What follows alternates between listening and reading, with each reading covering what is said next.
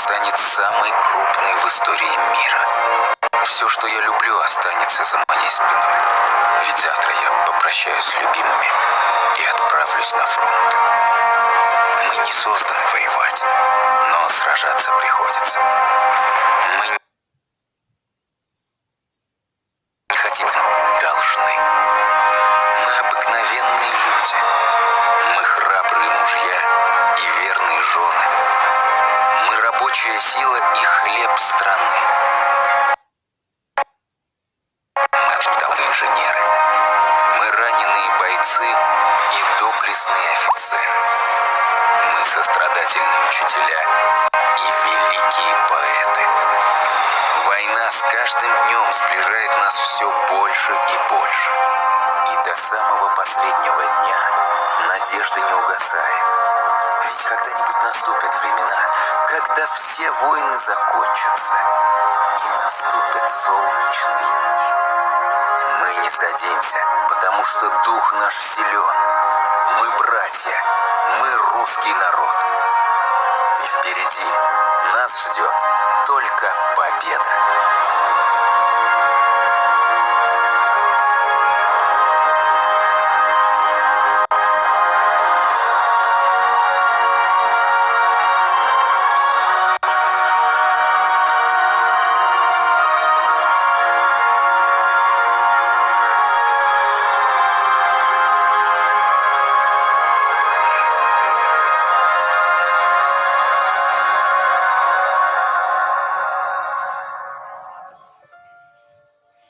Победа, победа, победа, проносится весь по стране.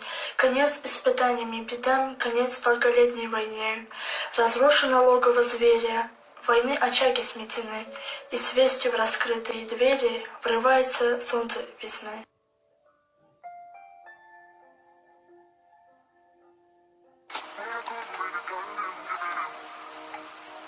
Что для нас праздник 9 мая? Просто красный день календаря. Бывают события, которые стираются из памяти народного, становясь достоянием архивов. Но есть те события, которые с годами не только не забываются, но наоборот, с каждым десятилетием обретают особую значимость, становятся бессмертными. К таким праздникам относится и победа нашего народа в Великой Отечественной войне, годовщину которой мы отмечаем. Прошло 75 лет с того момента, но не тускнеет память о подвигах наших героев. 9 мая – праздник необычный. Обычно праздник – это когда радость, веселье и смех. А 9 мая – это праздник с сединой на висках, со слезами на глазах. Праздник, в котором праздничные букеты переплетаются с траурными венками. 9 мая – День Победы. Остались в пепелище всех костров, по всем районам, где прошла война. Ни женщин, ни детей, ни стариков не пощадила в злом огне она.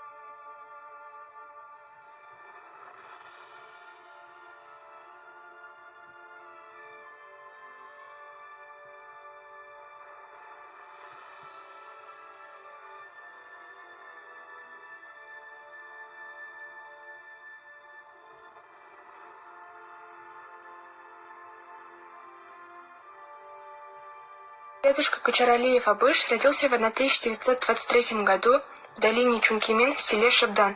Когда ему было 18 лет, в 1941 году его забрали на войну. Там он сражался в городе Харьков на Украине. Получил множество орденов, медалей. Потом в 1942 году в его левый глаз попала пуля, и его госпитализировали. Потом он лечился несколько месяцев и вернулся домой.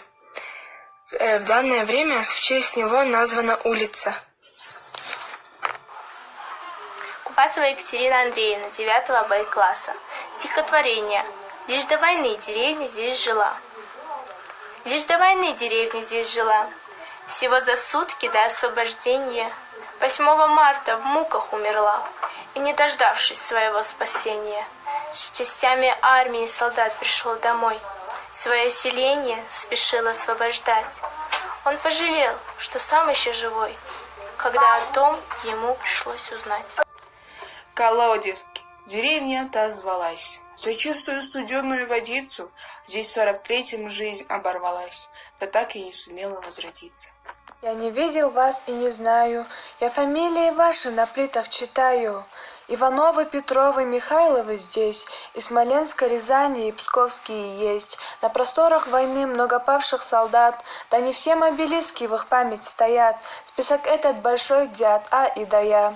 Неизвестных солдат приютила земля, ей тревожно и больно за прах сыновей. Не по правилам Божьим он находится в ней.